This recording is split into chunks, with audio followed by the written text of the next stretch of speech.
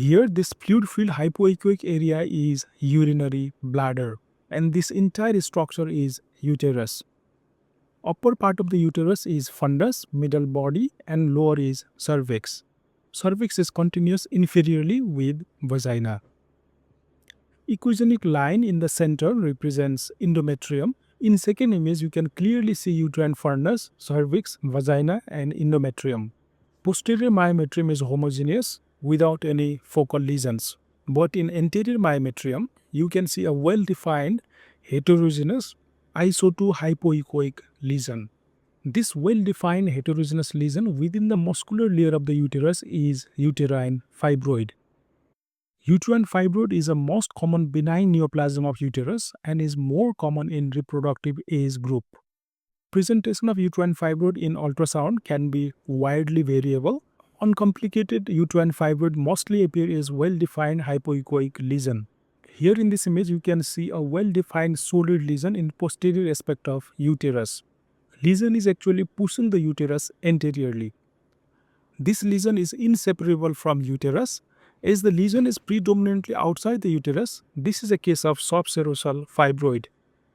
Based on the location, uterine fibroid can be submucosal, intramural, or it can be subserosal.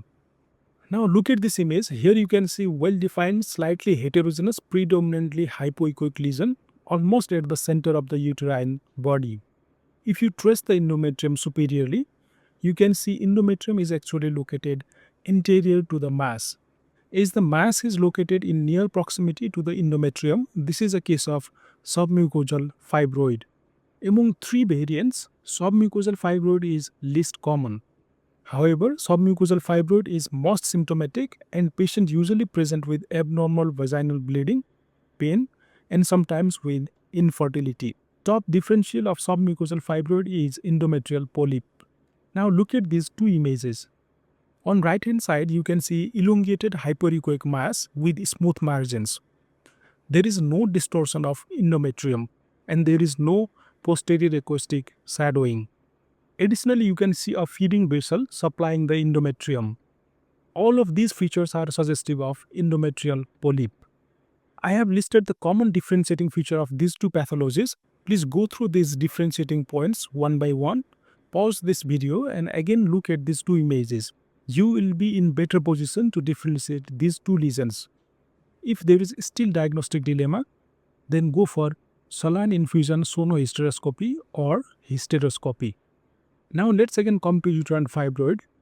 This is a case of intramural fibroid, as the lesion is predominantly within the myometrial layer. Fibroid can undergo atrophy, internal hemorrhage, fibrosis, calcification, or sometimes cystic degeneration. Now look at these two images. These two are transabdominal image of uterus. Here you can see heterogeneous lesion within the myometrium of uterus with multiple echogenic foci casting posterior acoustic shadow. So this is a case of uterine fibroid complicated with calcification. Calcified fibroid can be better seen in X-ray. In this image, you can see a large heterogeneous solid and cystic mass almost completely filling the uterus. In background of long-standing uterine fibroid, these features are suggestive of cystic degeneration of uterine fibroid. Very large cystic lesion with solid component can be concerning for malignant mass. While leiomyosarcoma is possible in this case, but in background of uterine fibroid, leiomyosarcoma is rare compared to degenerating fibroid. If there is still diagnostic uncertainty, then you can go for histopathological correlation. Here you can see large heterogeneous solid cystic uterine mass almost entirely filling the uterus. This is a case of uterine leiomyosarcoma. Leiomyosarcoma is a malignant tumor of uterine myometrium. Only less than 1% of the uterine fibroid actually undergo malignant transformation. However, leiomyosarcoma can develop de novo without prior history of uterine fibroid. So if there is history of uterine fibroid, then cystic degeneration of the fibroid can be a top differential.